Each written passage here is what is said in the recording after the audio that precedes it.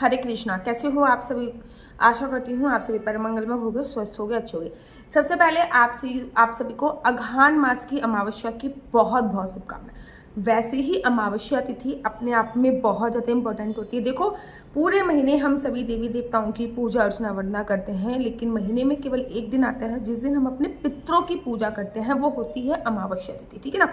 कहते हैं अमावस्या पर और पितृपक्ष के जो 15 दिन होते हैं उस समय पे हमारा जो पितृलोक है, कहीं कहीं पे तो वर्णन है कि वहां का पानी सूख जाता है और पितृपक्ष मतलब पितृलोक खुल जाता है, सभी हमारे पितृ नीचे आते हैं। कहीं कहीं पे ये भी वर्णन आता है कि अमावस्या पे पितृलोक के दरवाजे खुलते हैं और हमारे पितृ इस कामना से नीचे आते हैं कि हमारे जो बच्चे हैं वो हमारे लिए एक तर्पण करेंगे, भोजन इत्यादि निकालेंगे। ठीक है ना? लेकिन जब उनको तर्पण नहीं मिलता, भोजन इत्यादि नहीं निकलता, तो वो रुष्ट होके जाते हैं और उसके बाद हमारा पितृ दोष उत्पन्न हो जाता है।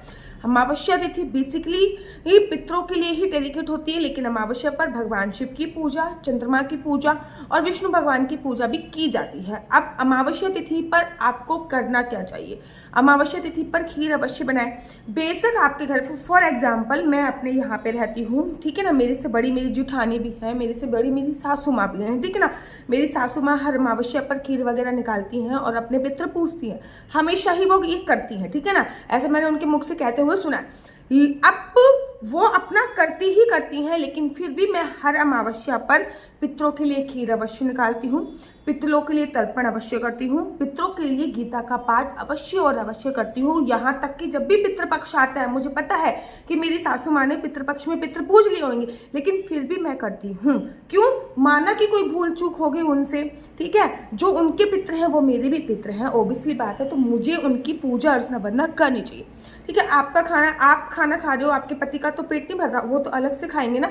इसी वजह से आपको पितरों की पूजा अर्चना वंदना जरूर करनी चाहिए। अमावस्या पर कुछ भी करो चाहे ना करो, कौवे को खाना अवश्य निकालो, चींटी का खाना अवश्य निकालो, कुत्ते का खाना अवश्य निकाल सकते हो तो मछलियों का खाना अवश्य निकालो, खीर अवश्य बनाओ, किसी ब्राह्मण को दान दक्षिणा अवश्य दो। अभी तो देखो वैसे सर्दी का समय प्रारंभ हो गया, तो इस समय पे तो पितरों के लिए वैसे जो दान दिया जाता है वो दिया जाता है, कंबल का दान हो गया, जुराबों का दान हो गया, ठीक है ना, सफेद कपड़ों का दान पितरों के निमित्त दिया जाता है। लेकिन इस समय पे कंबल दान, जुराबों दान की बहुत बड़ी महिमा शास्त्रों में बताई। अब पूरे महीने में एक अमावस्या आती है, साल में 12 अमावस्या होती है, लेकिन कभी कभी जब अधिक मास होता है तो साल में 13 अमावस्या होती है, और 13 अमावस्या में भी बड़ी अमावस्या होती है अघान मास के अमावस्या, क्योंकि अघान का महीना, जिसको मार्गशीर्ष का महीना भी बोला जाता है, अघान का महीना हमारे पितरों को बहुत बहुत ज्यादा प्रिय है, क्योंकि ये महीना हमारे श्री हरि विष्णु को बहुत ज्यादा प्रिय है। देखो, श्री हरि विष्णु को ये मास इसलिए भी बहुत ज्यादा प्रिय है क्योंकि गीता में भगवान श्री कृष्ण ने क्या, मासों में अघान मास मेरा ही स्वरूप है, इसलिए अघान मास की अमावस्या पूजा अर्चना वंदना बहुत ज्यादा इंपॉर्टेंट। अब अघान मास की अमावस्या है कब, इसको लेके बड़ी सारी कंफ्यूजन है।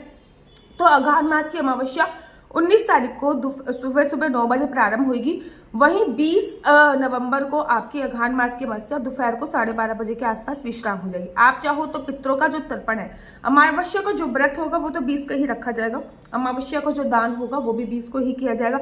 अगर 12:30 बजे से पहले कर सकते हो तो बहुत ही अच्छी बात है, लेकिन अमावस्या का जो पितरों का तर्पण है वो आप चाहो तो 19 को भी कर सकते हो, वो आप चाहो तो 20 को भी कर सकते हो। अमावस्या की जो रात होगी वो आपकी 19 तारीख की रात होने वाली है। अमावस्या पर मैं लंबी ड्राइव के लिए मना कर देती हूँ कि भैया कहीं दूर नहीं जाना है, दक्षिण दिशा की तरफ यात्रा नहीं करनी। अमावस्या पर नेगेटिविटी बहुत ज़्यादा होती है। गर्भवती महिलाओं को मैं वॉक करने के लिए मना कर देती हूँ। अमावस्या की रात की मैंने कहा छोड़ दीजिए।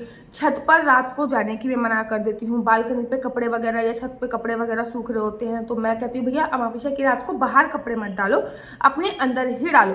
अमावस्या पर अगर हम किसी के यहाँ का अन्न ग्रहण करते हैं तो कहते हैं हमारे 1 महीने का जो पुण्य होता है वो खत्म हो जाता है, इसलिए भूलकर भी अमावस्या पर किसी के यहाँ का जल भी ग्रहण ना कीजिए। लेकिन हाँ, आप अपने गुरु के यहाँ पे जा रहे हो, आप अपने ससुराल जा रहे हो, आप अपने भ्राता भैया के घर पे जा रहे हो, आप अपने मामा के घर पे जा रहे हो, वहाँ पे ये रूल्स रेगुलेशन नहीं है, ठीक है ना। मंदिर में प्रसाद मिल रहा है, प्रसाद ले लीजिए, लेकिन कहीं जैसे कि फॉर एग्जाम्पल पैसे आपने डाल दिए मंदिर में थोड़ा सा दर्शन, उसके बाद आराम से प्रसाद लीजिए, फिर वो प्रसाद खाइए।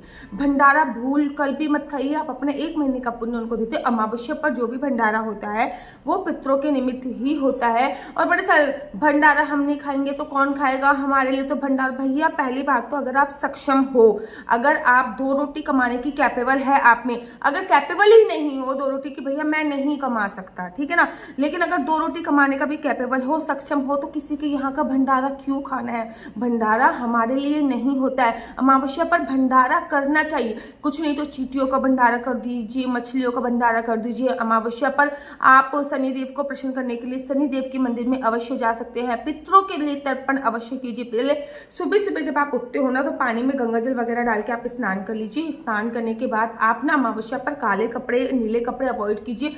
बाकी जो सुहागन महिलाएं हैं वो लाल रंग के कपड़े पहन सकती हैं, जो दूसरी महिलाएं हैं वो व्हाइट कलर के कपड़े पहन सकती हैं, ठीक है ना। फिर लेकिन काले और नीले अवॉइड कीजिए। उसके बाद 1 लोटे में पानी लीजिए, अपना सीधा हाथ लीजिए, सीधे हाथ की बीच वाली उंगली लोटे में डाल दीजिए। अब उस लोटे को उंगली डालकर आपको गीता के 7वें अध्याय का पाठ पढ़ना होता है। गीता के 7वें अध्याय के पाठ से क्या होता है, हमारे पितर तर्पित हो जाते हैं। उंगली डालने से क्या होता है, आप जो पाठ पढ़ रहे हो, जो मंत्र पढ़ रहे हो, उसकी जो वाइब्रेशंस है, उस मंत्र का जो ओरा है, वो उस जल में जा रहा है। और फिर वो जल हम अपने पितरों को समर्पित कर देंगे। जब हम वो जल अपने पितरों को समर्पित कर देंगे तो हमारे पितर किसी भी लोक में घूम रहे हो, किसी भी स्वरूप में घूम रहे हो, उनका तर्पण, उनकी मुक्ति 100% संभव हो जाती है। इस बात का आपको विशेष तौर पे ध्यान रखना होता है। अब 1-2 चीजें आपको और ध्यान रखनी होती है। नंबर 1 बात, आपको अमावस्या पर हमेशा ही पितरों को तर्पण करना चाहिए। अगर आपके पति कर रहे हैं बहुत अच्छी बात है, पति नहीं कर रहे तो आप भी कर सकते हैं। एक लड़की भी अपने माता पिता के लिए कर सकती है। तर्पण के लिए कुछ खास नहीं करना होता, 1 लोटा लेना होता है, उसमें जल भरना होता है, थोड़ा सा गंगा जल डालना होता है, तुलसी उसमें डालनी होती है, कुशा डालनी होती है, लौंग डालनी होती है। इसमें से कोई भी चीज मिले ना मिले कम ज्यादा कर सकते हैं। अब आपको अपना ये वाला हाथ लेना होता है, तो जो आपका उल्टा हाथ होता है उसका जो ये स्थान होता है, इसको ब्रह्म स्थान बोलते हैं। लोटे से इस ब्रह्म स्थान की तरफ से पानी बहाना होता है और यहाँ से निकलना होता है दक्षिण दिशा की तरफ मुख करके, नीचे थाली कर ओम पितृदेवताभ्यो नमः, ओम पितृदेवताभ्यो नमः करते हुए, ऐसे मंत्र का जाप करते हुए आपको जल जो है वो नीचे समर्पित कर देना होता है, ठीक है ना। अब जो ये थाली में आपका जल आ गया, ये आप पेड़ पौधों में डाल सकते हैं। ये आपने अपने पितरों का तर्पण कर दिया। अमावस्या पर किसी भी पेड़ के पत्ते नहीं तोड़ते हैं। किसी भी पेड़ के पत्ते तोड़ना ब्रह्म हत्या के बराबर फल देने की प्राप्ति होती है। तो अमावस्या पर किसी भी पेड़ के आपको पत्ते नहीं तोड़ने चाहिए। इस बात का विशेष आप तौर को ध्यान रखना चाहिए। अमावस्या पर आपको कुछ कुछ चीज़ों का और ध्यान रखना है। अमावस्या पर रात्रि कहीं बाहर भोजन न करें। जैसे कि अमावस्या पर ना बड़ी सारी नेगेटिविटी होती है ब्रह्मांड में, तो अमावस्या पर रात्रि कहीं बाहर भोजन ना करें। सरसों के तेल से जितना ज़्यादा आप खाना बना सकते हैं, सरसों के तेल का खाना बनाइए। सरसों के तेल का जो खाना है वो पशु पक्षियों को आप अवश्य और अवश्य दीजिए। पशु पक्षियों को दे दिया, गैया को दे दिया, कुत्ते को दे दिया, ठीक है ना। अमावस्या बहुत इंपॉर्टेंट होती है। अगर आपके घर में किसी को भी पितृदोष है तो अमावस्या पर आप पितृदोष से मुक्ति पा सकते हैं। अमावस्या की रात को दक्षिण दिशा की तरफ मुख करके एक दीपक अवश्य जलाइए, जिससे क्या होगा, आपके पितृ देखेंगे कि हाँ दीपक जल रहा है, तो आपके पितरों को पितृलोक पे जाते हुए रास्ता मिलेगा। वो दीपक चतुर्मुखी भी हो सकता है या फिर 2 बत्ती का भी दीपक जला सकते हो, लेकिन तेल आपको सरसों का तेल ही यूज करें। तो आप जो दीपक जलाना है वो 19 तारीख की रात्रि को जलाना है। बाकी अमावस्या तिथि आप बहुत अच्छी तरीके से मनाइएगा। याद रखिए अमावस्या बहुत अच्छी तिथि होती है, इसको आपको ऐसे नहीं बिताना है।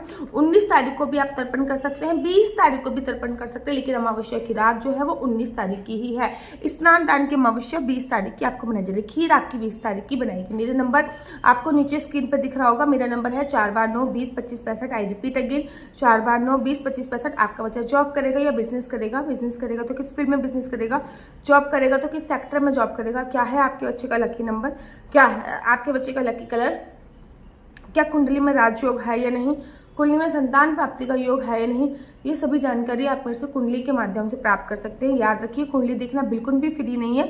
कुंडली देखने के थोड़े से चार्जेस हैं और इस नंबर पर मुझसे किसी भी प्रकार से कोई भी क्वेश्चन आंसर पूछने के लिए फोन मत कीजिएगा, क्योंकि ये नंबर केवल और केवल मैंने कुंडली दिखाने के लिए दिया हुआ है। राधे राधे, हरे कृष्णा। तो यहाँ पे हम आप लोगों के लिए लेके आए हैं असली तुलसी माला। विभिन्न प्रकार की हमारे पास असली तुलसी माला है। 30 रुपए से प्रारंभ होकर हमारे पास 1100 रुपए तक की तुलसी माला है। जप माला है, गले में पहनने वाली तुलसी माला है, 1 राउंड की तुलसी माला है, 2 राउंड की तुलसी माला है, 10 साल तक चलने वाली तुलसी माला है, और डबल राउंड की तुलसी माला है, 3 राउंड की तुलसी माला है, गांठ वाली जपने वाली माला है, बिना गांठ की जपने वाली माला है, राधा नाम के लॉकेट वाली माला है, और लैब सर्टिफिकेट द्वारा प्रमाणित तुलसी माला है, जिसमें हम आपको लैब का सर्टिफिकेट देंगे कि ये असली है या नकली है। बहुत सारी तुलसी मालाएं हम आपके लिए लेके आए हैं। न केवल हम आपके लिए तुलसी माला का कलेक्शन लेके आए हैं, अपितु लड्डू गोपाल की असली तुलसी माला जिसपे राधा नाम का लॉकेट है, लड्डू गोपाल के लिए वैजंती माला, लड्डू गोपाल के लिए चंदन माला भी हम लोगों के लिए लेके आए हैं। और लड्डू गोपाल की तीनों माला का सेट है, तुलसी माला, चंदन माला और वैजंती माला का सेट भी लेके आए हैं। साथ ही के साथ हम आपके लिए रुद्राक्ष के असली ब्रेसलेट, पानी में डालने वाला रुद्राक्ष, 1 मुखी रुद्राक्ष से लेकर 14 मुखी रुद्राक्ष तक हमारे पास सारे लैब टेस्टेड रुद्राक्ष अवेलेबल हैं।